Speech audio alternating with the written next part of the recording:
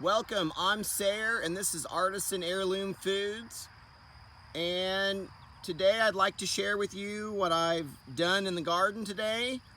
I actually just harvested some corn and a few dry beans. Here's a bean right here, it's a pretty leaf. And I did some weeding, as you can see right here. This has Bermuda grass. Bermuda grass is my arch enemy. And so I just went through here and I cleared out, I pulled up as much Bermuda grass and little weeds and stuff that were growing in here. This was my first garden bed. I actually planted Mizuna and lamb's lettuce in this bed, and then later planted corn and Barletto beans. And as you can see, here's some of that lamb's lettuce. It's going to seed, and I'm going to try to save some seed. Here is my harvest of corn that I just cut. Now, the thing about this corn is it is a Flint corn. So I won't be eating it fresh like sweet corn. I will actually be drying it, using some of it for seed, and the rest of it I'm going to use to make cornmeal. So I just left a few stalks. I don't know if you can see, there's more stalks over there because those have some corn on them, but they're not finished. And then some of these don't even have corn, or they're really young still, like this one and this one. I don't know if they're gonna actually produce anything. This one here, this one's not gonna produce nothing. This is just a little runt. But I still have plenty of beans. As you can see, growing, and I'm just letting them dry on the vine, and then I'm picking them. I want to show you what I did with the corn. What I did is I came through and I cut off the corn at the root, and I'm leaving the root in. I did it here and there.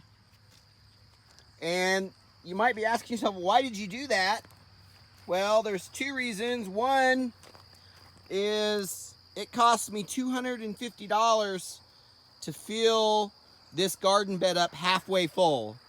And I don't want to lose any of my compost or soil by pulling out a big clump of it in roots.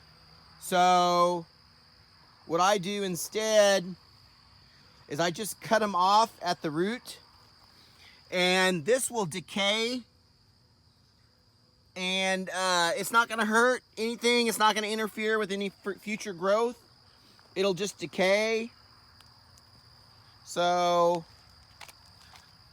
and then I'll do the same thing with the Barletto beans. Look at that pretty one. It's a pretty bean. Look at how big this bean is. This is a big bean. What I'll do is I'll just chop it off right there. So I've got plenty of beans left. I've got some little corn still trying to grow.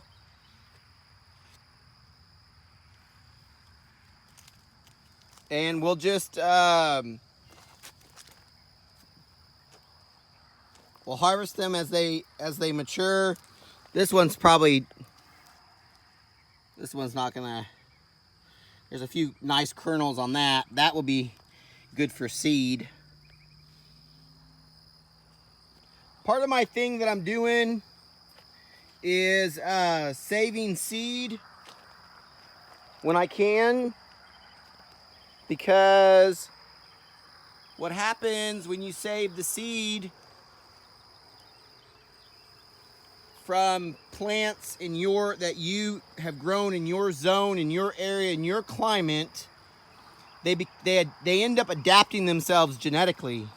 And so the offspring end up doing a little bit better with your climate. And then what happens is, if you save that seed, plant it, and make more seed, then every year it just gets better and better. And I've talked about this before. That's what I'm doing with my radishes. I'm letting all my radishes that failed this year go to seed. So, and I'm gonna plant those seeds again in the fall, some of those seeds, because you can do radishes in the spring and in the fall here. So, but anyway, guys, I appreciate you taking your time and to watch my content, my videos. If you haven't subscribed, hit that subscribe button. Also, don't forget to hit that notification bell. And if you like this video, give it a thumbs up. Give it a comment. Tell me what you're growing, what you've harvested. And until my next video, I want to say thanks again for spending your time with me today. And I hope everyone's gardening is successful and plentiful. And we'll see you in the next video.